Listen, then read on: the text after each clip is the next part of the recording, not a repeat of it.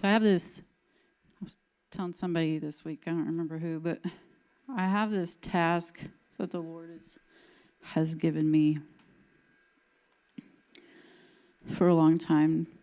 And the task is to unmask the enemy. So this morning, I knew what I was going to talk about for a few days, but this morning it was like ridiculous how things hit me. And I got up and I was like, okay, I'm getting ready, and I'm praying and I'm worshiping, and then I'm getting short of breath. And then I'm like, okay, what's going on? I'm like, Lord, forgive me. What did I do? Repenting and seeking. And then I start having sharp pains in my side. I'm like, well, that's random. And then having the shortness of breath. And then I start having chest pains. And I'm like, well, I don't have heart problems anymore. And then my stomach is aching. And this isn't all at the same time. This is just random. The shortness of breath was pretty consistent. And I'm like, Lord, what is going on? And then I'm starting to get foggy. Like, I feel like I have a headache, but I don't have a headache. And my brain just I feel like there's this haze in front of me, and I'm going, what in the world is happening? And so I messaged Cindy. She's part of my prayer team. So I messaged her. I was like, I might need some prayer before service. I'm not sure if this is me or if this is everybody else. Because words of knowledge are moments where God allows us to feel something for someone else. So I'm going through it, and I tell you what, my stomach still feels it. And I still feel short of breath. So if I keep taking breaths, that's why. Because somebody in here is still feeling the weight. Because it's not mine. Now I know it's not mine. This morning, because there were so many different things, I was unsure. You ever had that happen? There's so many things, you're just unsure what to do or what it is. We all have these moments in our life where we just don't know. You know, the greatest fear that man has is the fear of the unknown. Why? Because you don't know. You don't know what's to come. You don't know what's going to happen. You don't know how things are going to respond. You don't know if you're going to be okay in it. You don't know if your kids are going to be okay. You don't know if your parents are going to be okay. You don't know. So one of the greatest fears of man is the fear of the unknown.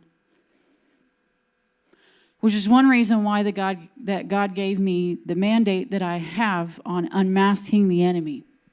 Because if you don't know, you just don't know.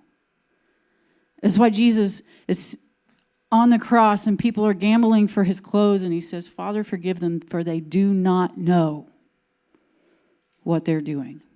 And I think we all have moments of that as well, where we will do something without realizing what the consequences are. Could be good, could be bad.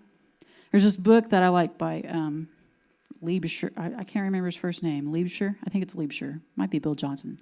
But it's called Good or God. There's things that are...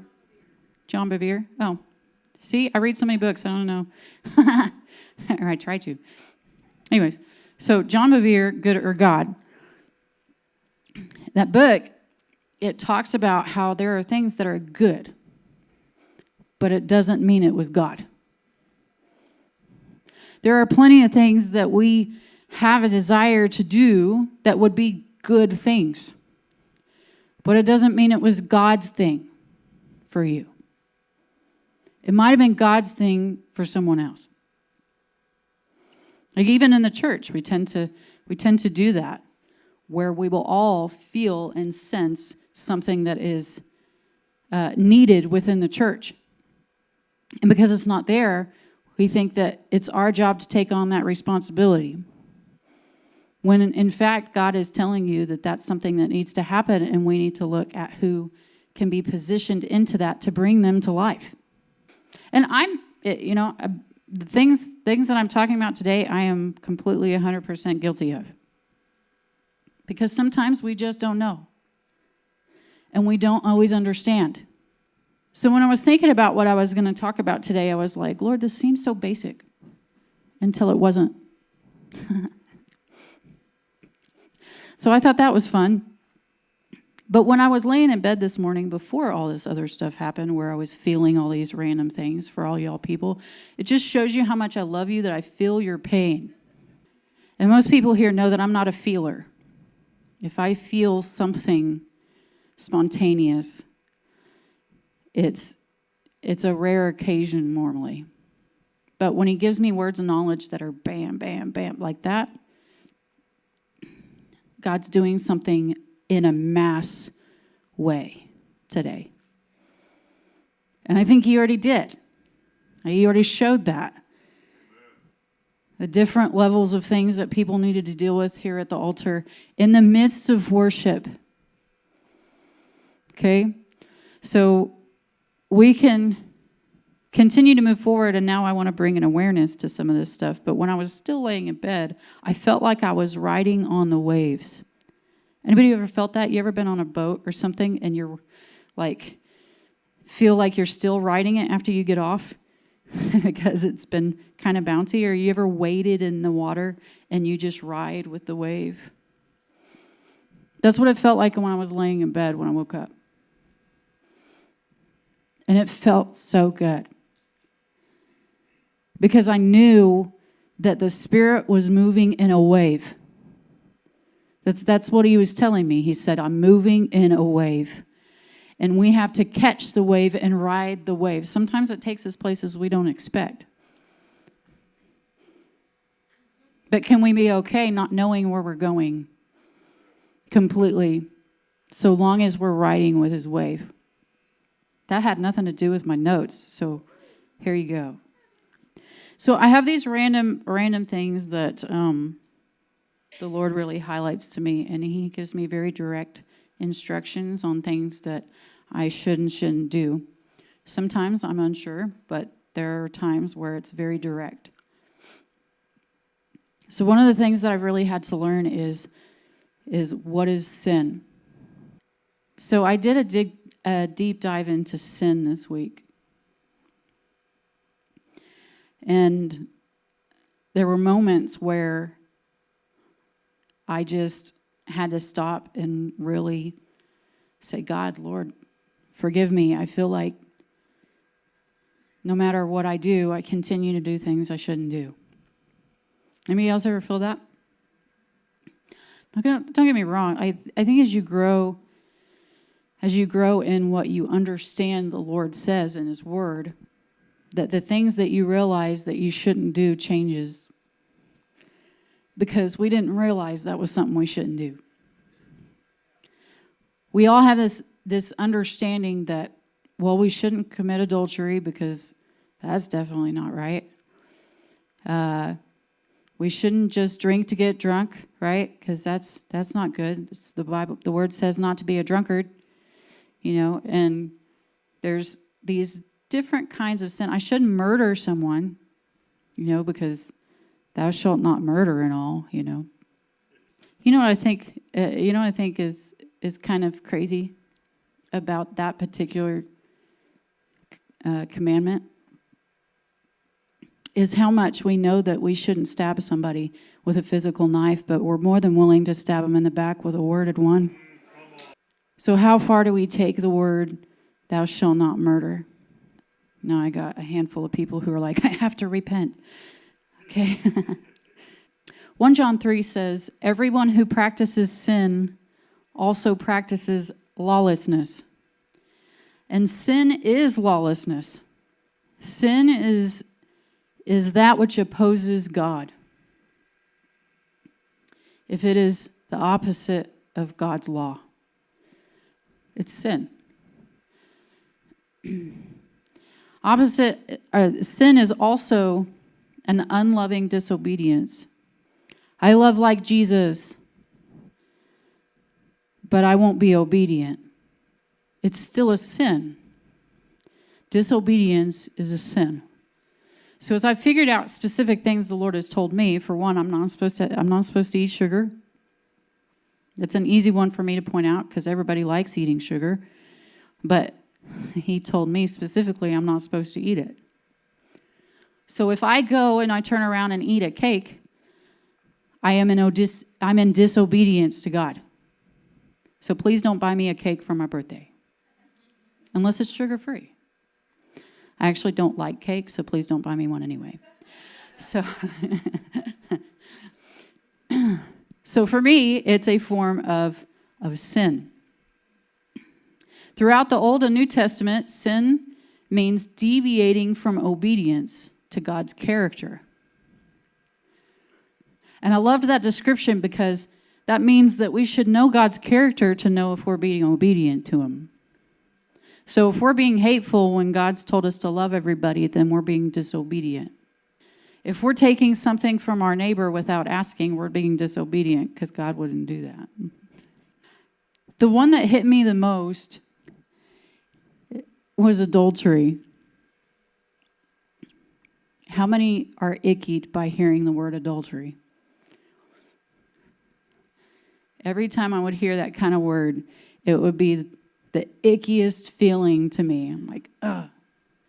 Until you realize that we've all committed adultery. It doesn't change how icky it feels. But you have to understand what the word adultery means in the word. So I have a visual that I want you guys to walk through. So I'm going to walk you through a visual. I want you to close your eyes. Don't fall asleep. If I see you bow your head in a different way, I'll call you out. Not really, just kidding. So I want you to close your eyes and I want you to picture this.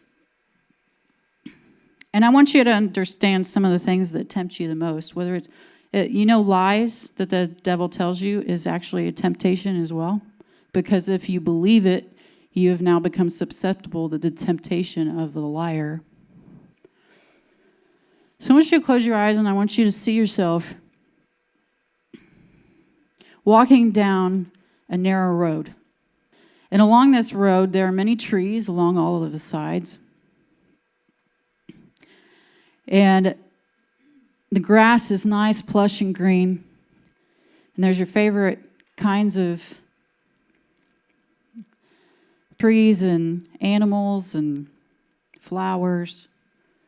Everything that surrounds what you would see as this amazing place to travel down.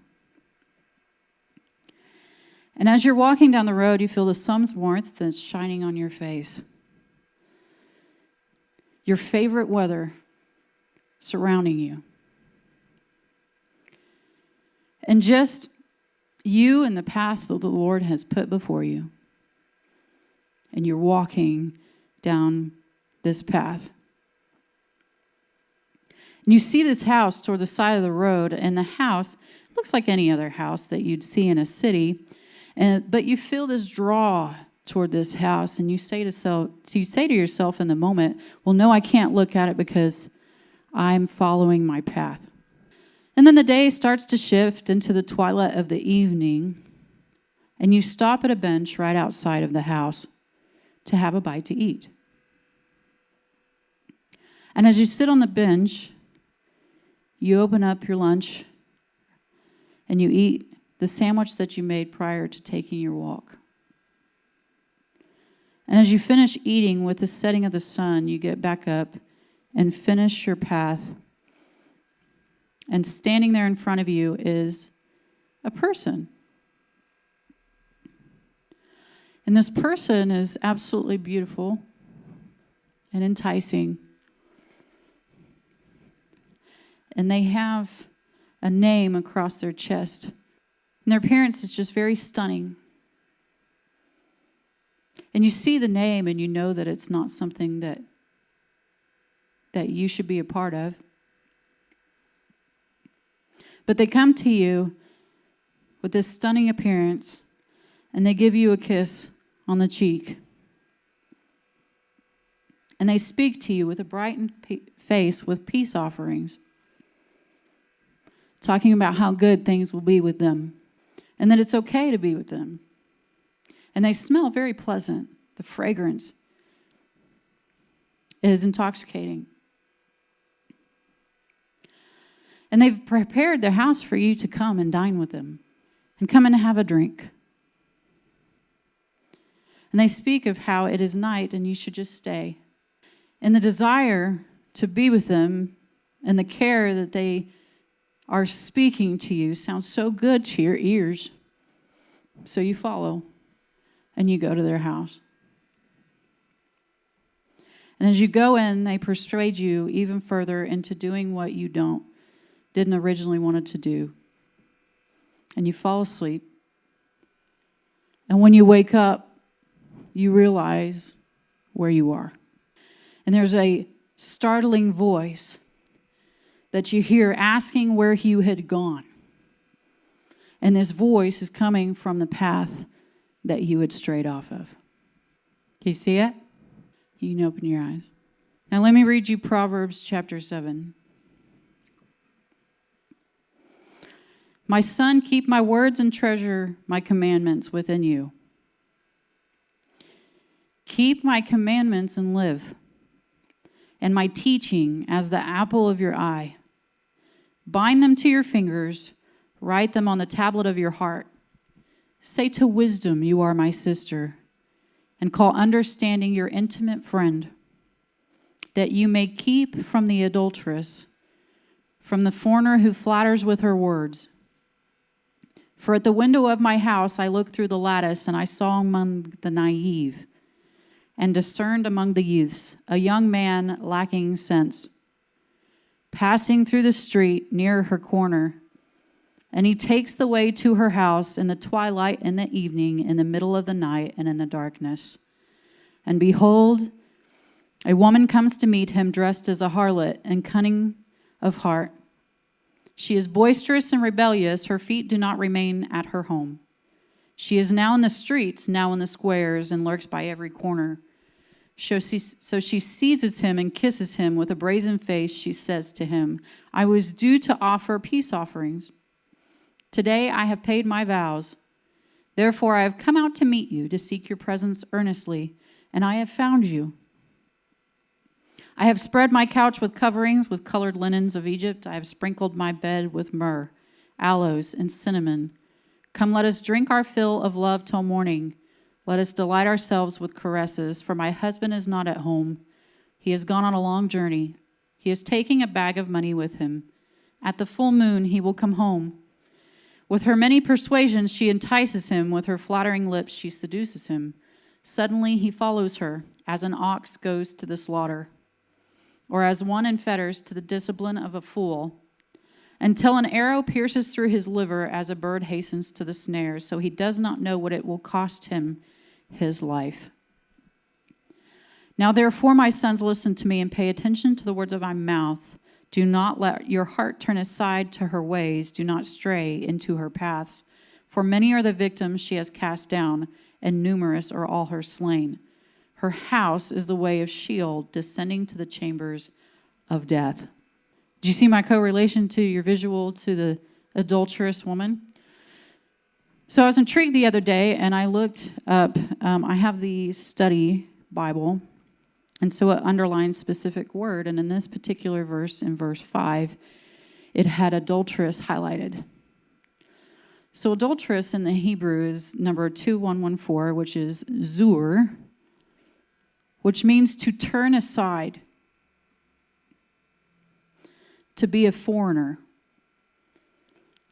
profane, to commit adultery, to be a stranger, to go astray. There's actually a big paragraph of what this actual word means. It also means something that is outside of the law of God. It's a person outside the family. The estranged way that Job's guests and servants viewed him.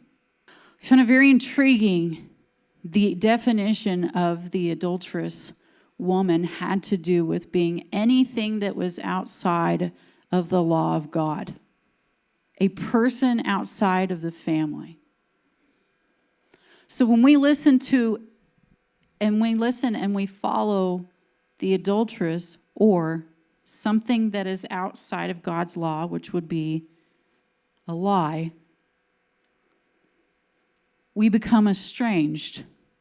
We have followed somebody that is not of the family of God. Our agreement to following this, in verse 10, it talks of the harlot. And harlot, that Hebrew word is zanah, which means to commit adultery, harlot, to fornicate, improper relationships with other nations or other gods. But it also means it's a breach of the Lord's covenant. So when we fall into following the lie, we are now in breach of God's covenant promise. Do you see where I'm going here? Like the word sin, our concept of sin, really needs to shift into an understanding that what he's saying is that stop committing adultery against me.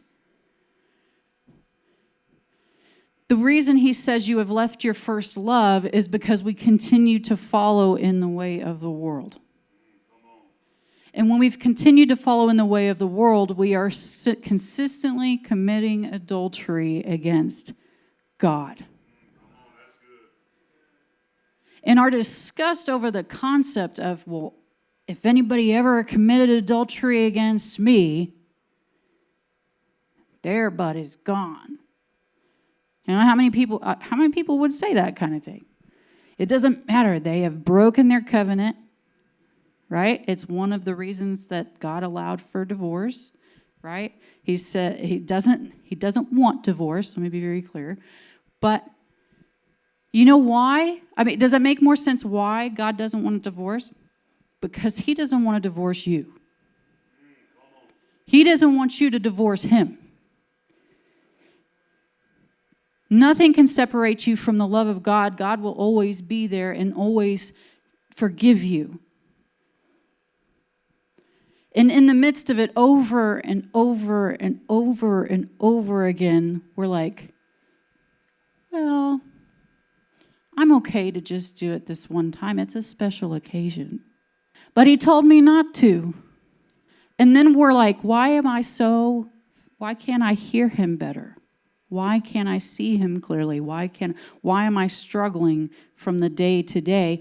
You know why? You know what the Lord says about when you cast something out and then you leave it empty? It comes back 7 times stronger. Well, every time that you've been told not to do something and yet you go back to it, it's coming 7 times stronger. And then we wonder why it's so much harder this time than the last time. This is what happens with addicts. When you have an addiction problem and you've decided to stop, and then you are like, well, it was just this one moment because this was a celebration of your birthday, somebody else's, whatever it is. It doesn't really matter what the celebration is. If God told you not to do it and you're not supposed to do it, the addiction is going to be back that much stronger the next time and make it that much harder to stop. It is very much, the word also says that a believer that has gone astray, it is easier for him to go through the eye of a needle than to come back. Why is that? Because he had dropped everything of the world before and decided to go back. And so what happened? 7 times stronger, it's harder. Are we okay? Am I stressing people out yet? I'm not trying to stress you out. I just reject stress in the name of Jesus. So there are, from here, there needs to be an understanding of the fruit of the Spirit. So I have a bucket of water here. And I want to show you what happens in your brain. You know, another commandment we have is to take all thoughts captive. So I want to show you what happens when you don't. I'm picking green because I'm wearing green. This is our mind when we have been redeemed. Okay? So we believe in Jesus. Our mind is clear. We've accepted his salvation and his deliverance, so we have a clear mind. This is our thoughts. Negative thoughts. This is the things that the devil tries to tell you that are not truth. Right? Notice that the thoughts are not in the mind right now. They can be suggested, but they're not sitting in the mind. Okay? So when we're taking those thoughts captive, it is stuck where it belongs. In this little bottle here. But what happens when we don't take our thoughts captive is it allows for a dribble to come in. And then what happens? It's still mostly clear, right? But there's this little drop in there that doesn't necessarily affect the entire mind right now. But we have accepted the thought and allowed for it to linger. So we've received it, and now it is slowly affecting a clear mind. So then what happens, because the devil doesn't like to just hit you once, he likes to do what? Well, that one worked, so let me give another one. Oh, they're hanging on to that one too because they hung up to the first one.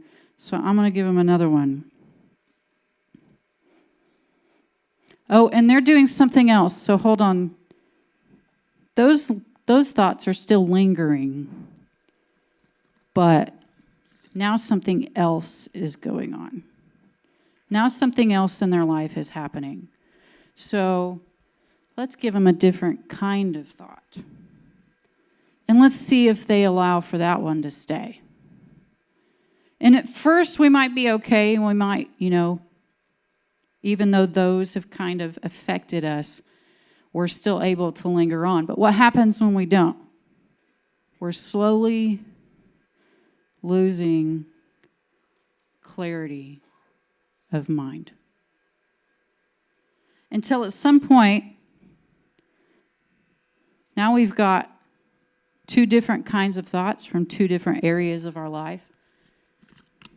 And now it's becoming harder and harder to take thoughts captive because we've already allowed one of them.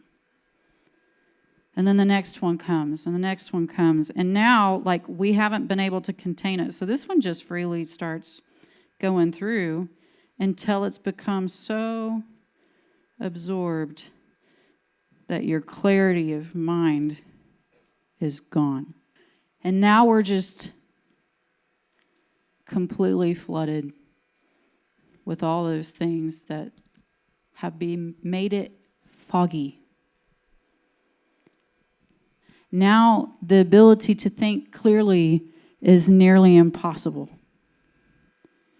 Because all those thoughts have been gathered and they've affected every aspect of the clear mind. So then when that kind of stuff happens in the beginning, when we become believers, it becomes very easy. It seems very easy in the beginning, and then as you grow, you're like, man, there's all this other stuff too. We all know that happens. As you learn, as you grow, you're like, oh, there's all this other stuff going on too. So then, because all this stuff starts getting cloudy, you still have all these memories from your past. But the memories aren't the same as regular thoughts because they're solid. They've been structured. The things that continuously lied for me when I was growing up, I was always told I was stupid. So I believed and allowed it to be a stronghold in my life. I didn't know I had to break a stronghold. I didn't know that was even a thing. The word stronghold was out of my vocabulary, so I didn't know. But what is a stronghold? So a stronghold is a building or a wall that has been built over time. If you look up the definition of stronghold or look up an image of a stronghold, it would be a massive tower. Okay, so there's the Lord is a strong tower. But the enemy likes to manipulate and make you see a false strong tower. So these little things, as we allow thoughts to invade, these become more dominant. Can you see it in there? No.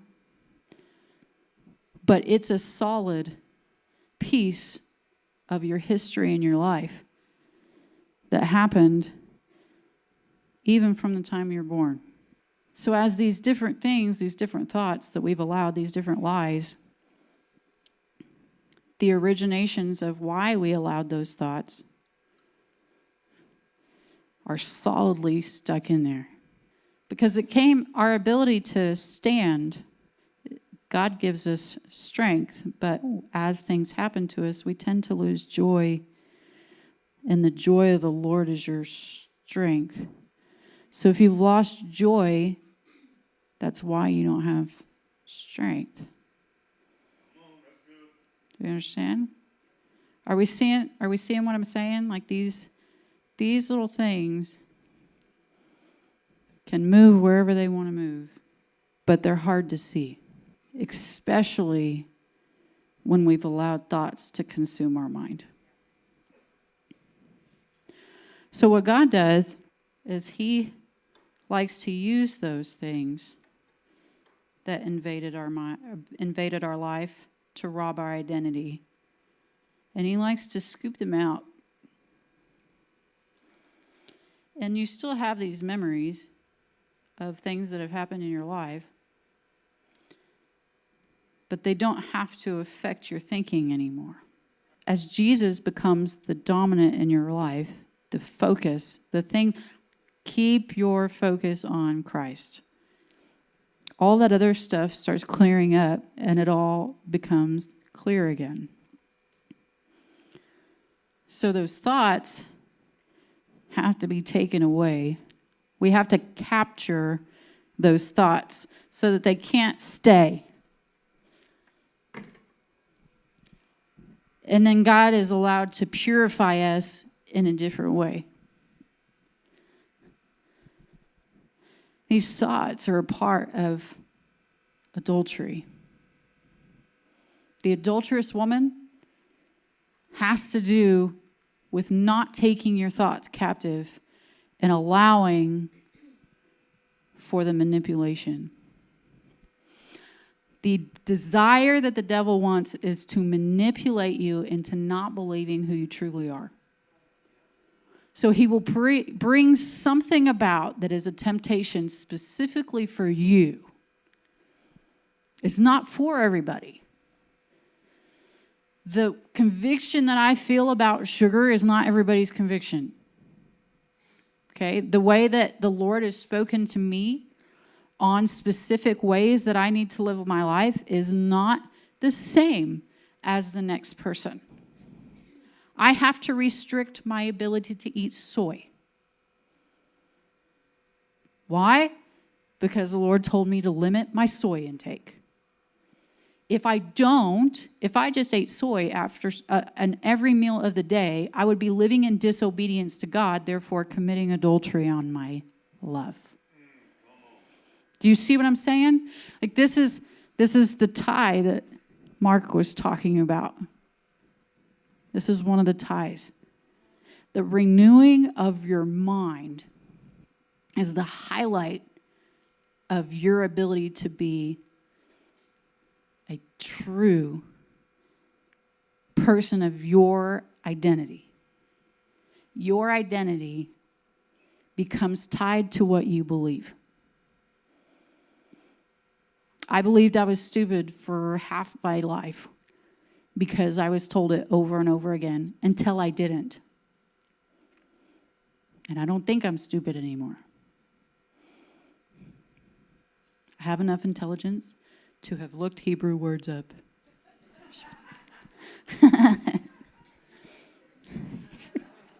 It does take some skill. It took me a while. But thank you, Rabbi Shoshana, for your marvelous teachings.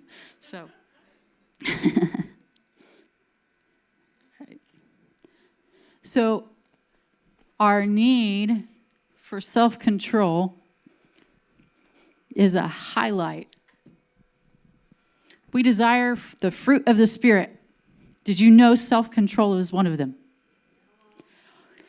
Self-control is it is the only one that says self in front of it, which means you have to do it yourself. It is produced through your own personal willingness. You know why I say it like that? Because some people are like, I just can't. Well, you can, but you just won't. Because it's all within your will power. So God doesn't do anything against your will, which is why self-control has to do with your own will. You're willing to let it move you. So we have to be willing to take control. Now, this doesn't mean be controlling over every aspect of everybody else's life on top of your life, because that's a spirit of control. That's not self-control. So I've been there. I've done that, okay? Anybody that's been a mom, I think you know what it feels like to have to be in control of something at some point of your children's lives. It's just what happens. No, you are not going outside to play by yourself. You're 2. That's not happening, okay? So it's a little bit different, but self-control is one of the hardest things, one of the hardest fruits, one of the hardest pieces of the fruit that we actually act on.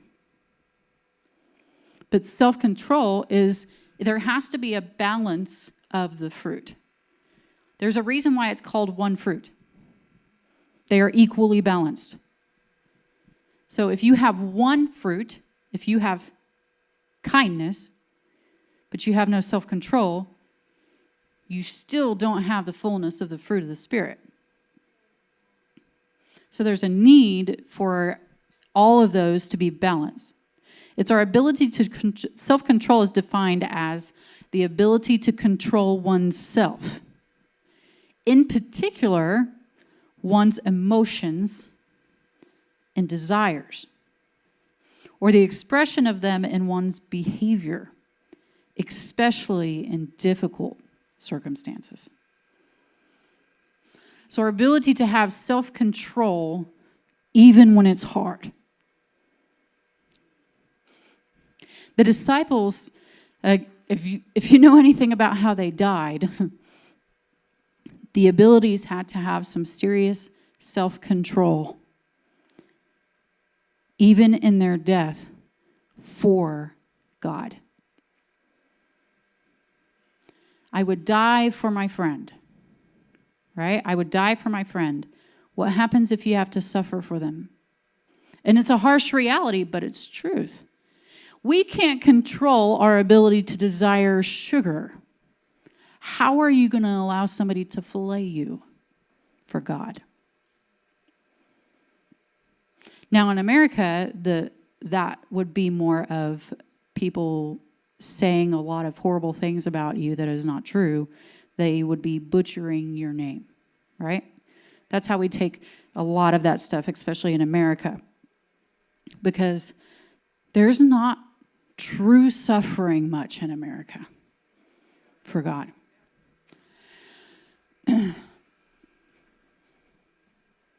But there is a passion to help those who are. Because we see things that are happening in other countries and we say we want to help that, which is beautiful. So I want to read off some scriptures that talk about self-control and how this is going to affect you. 2 Timothy 1:7 says, "For God gave us a spirit not of fear, but of power and love and self-control." He showed power, he's shown love, and self-control. Galatians 5:22 and 23. "The fruit of the Spirit is love, joy, peace, patience, kindness, goodness, faithfulness, gentleness, self-control." Proverbs 25:28 says, "A man without self-control is like a city broken into and left without walls." Like, seriously, I'm reading that one again because you guys need to understand what happens to your life when you don't use self-control. Proverbs 25:28. "A man without self-control is like a city broken into and left without walls." So basically he's saying it's a destroyed city. If you know anything about the Old Testament, most cities had walls.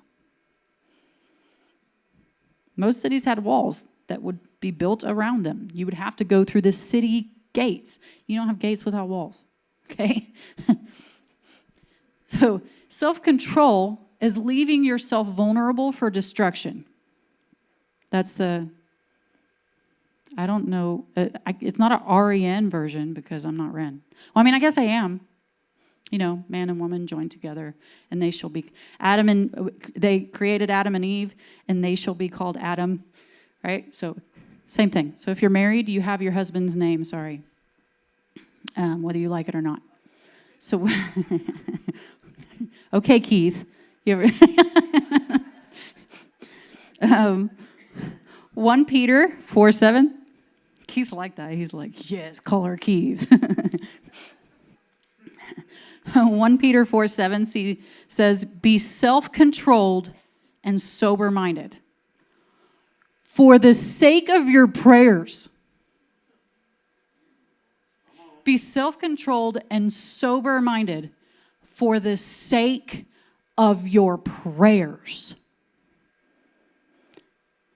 I just can't pray. I just don't know. I really like the Complete Jewish Bible version. It says, "The accomplishing of the goal of all things is close at hand. Therefore, keep alert and self-controlled so that you can pray." Be alert and self-controlled so that you can pray. Our ability to have some self-control affects our prayers. It makes me curious of if maybe that's one of the reasons people don't like to pray, is because those are the ones that don't have any self-control. I mean, did that hit anybody like it hit me? Because it hit me like a ton of bricks when I read that one. I was like, I really need some better self-control. And we go to this. 1 John 3. "See how great a love the Father has bestowed on us, that we would be called children of God. And such we are. For this reason, the world does not know us, because it did not know him. Beloved, now we are children of God, and it has not appeared as yet what we will be. We know that when he appears, we will be like him, because we will see him just as he is. And everyone who has this hope fixed on him purifies himself, just as he is pure. Everyone who practices sin also practices lawlessness, and sin is lawlessness.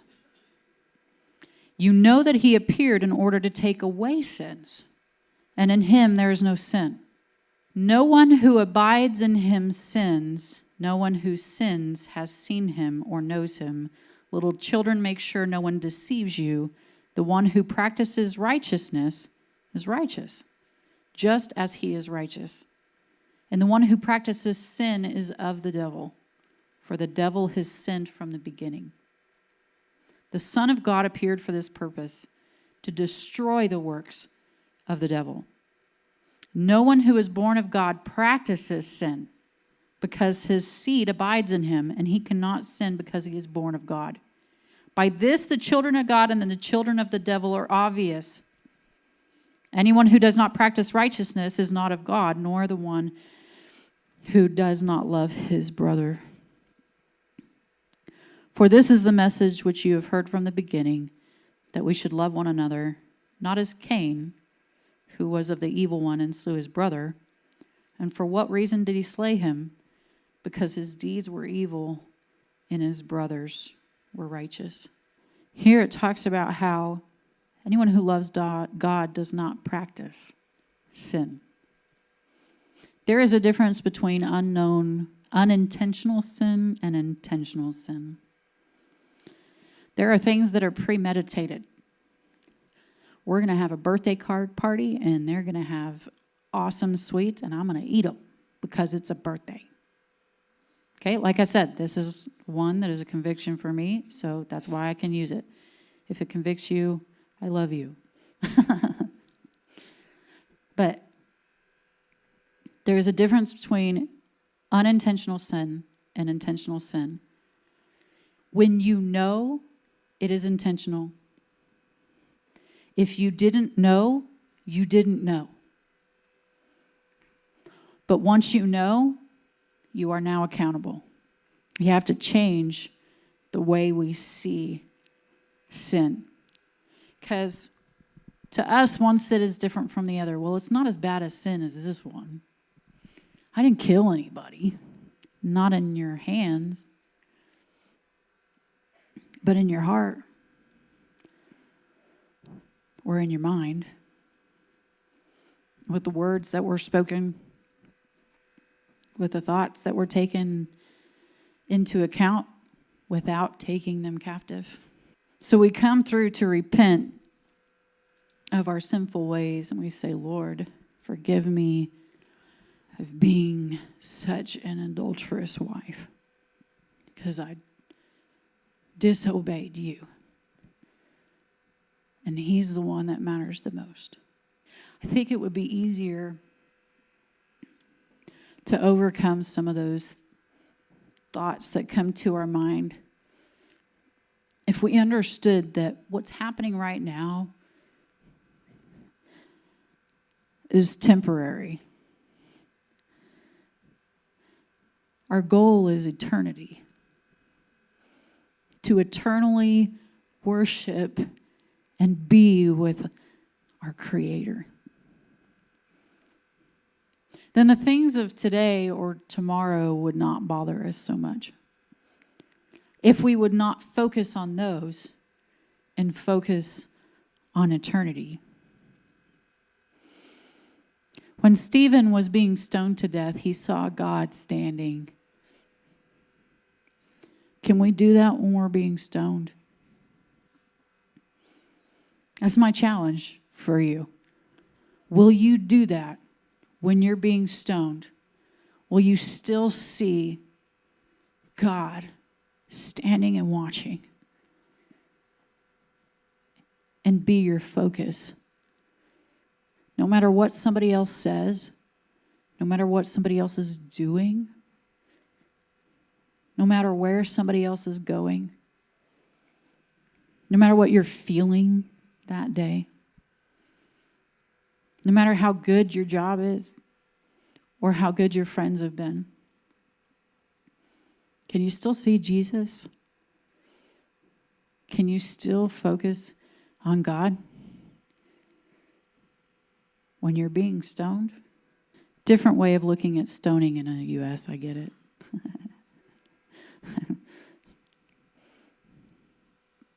And it hurts. It hurts.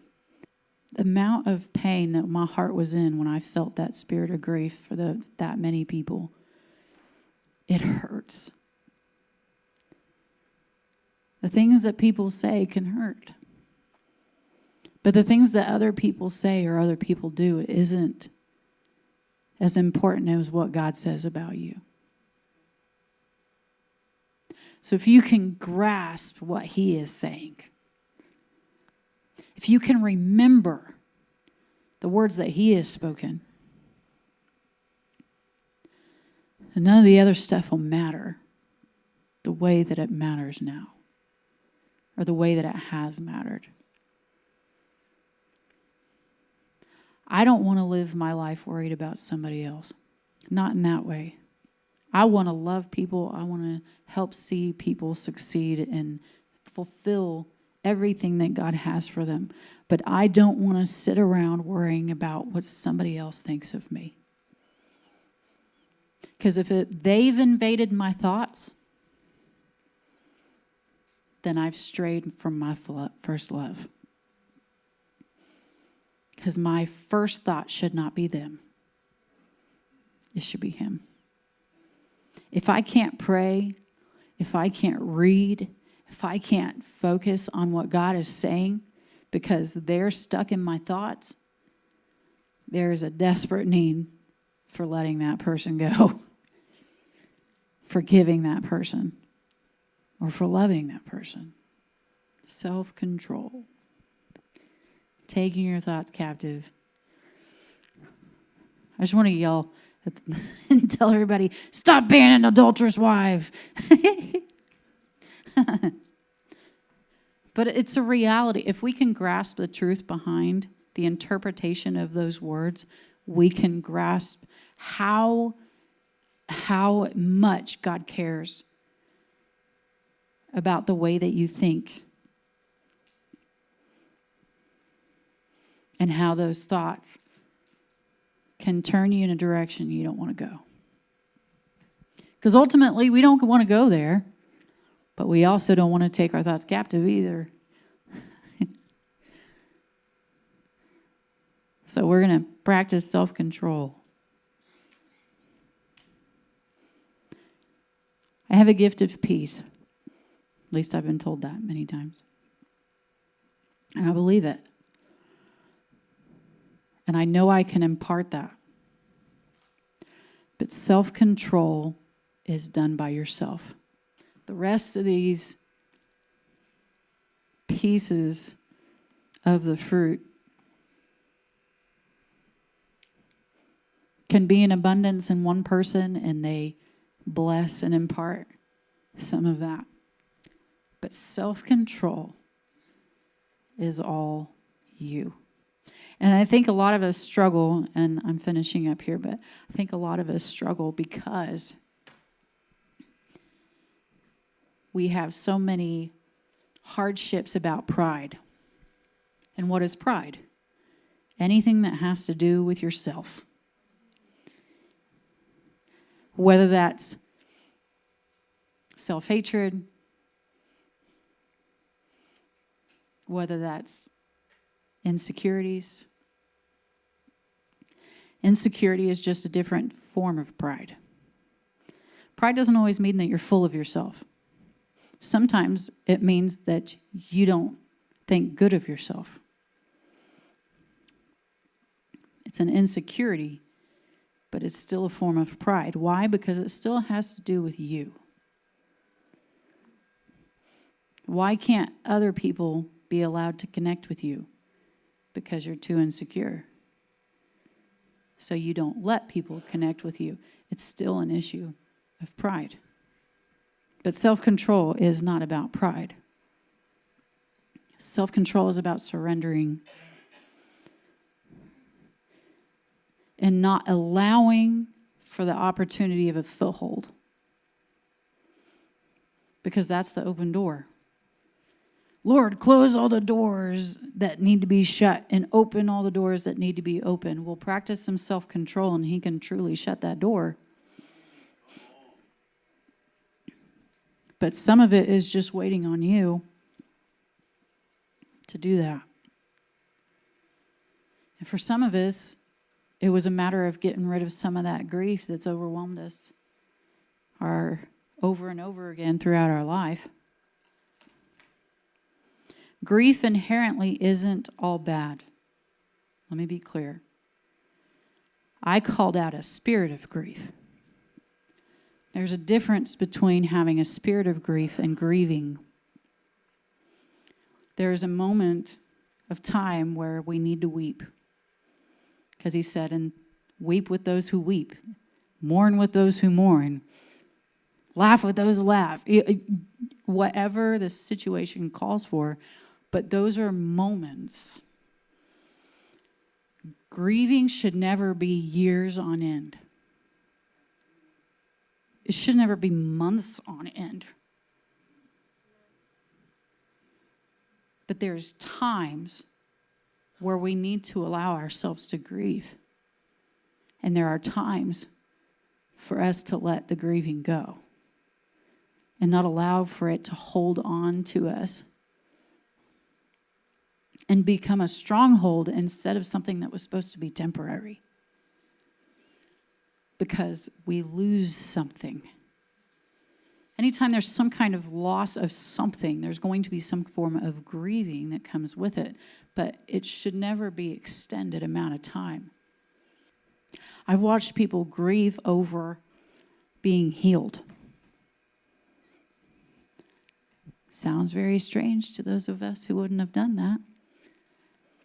But when you're so used to something for so long, and you feel like you've become dependent on something for so long, and you break the dependency, there can be a form of grieving. There's healthy grieving and unhealthy grieving. So, did that make sense? I want to make sure that was understood, because that one can be confusing. We want to pray for you. Send us a message with your prayer requests through Facebook or email and let us know how we can pray for you today. Also, let us know how this message impacted your life. I love you. God loves you. Shalom.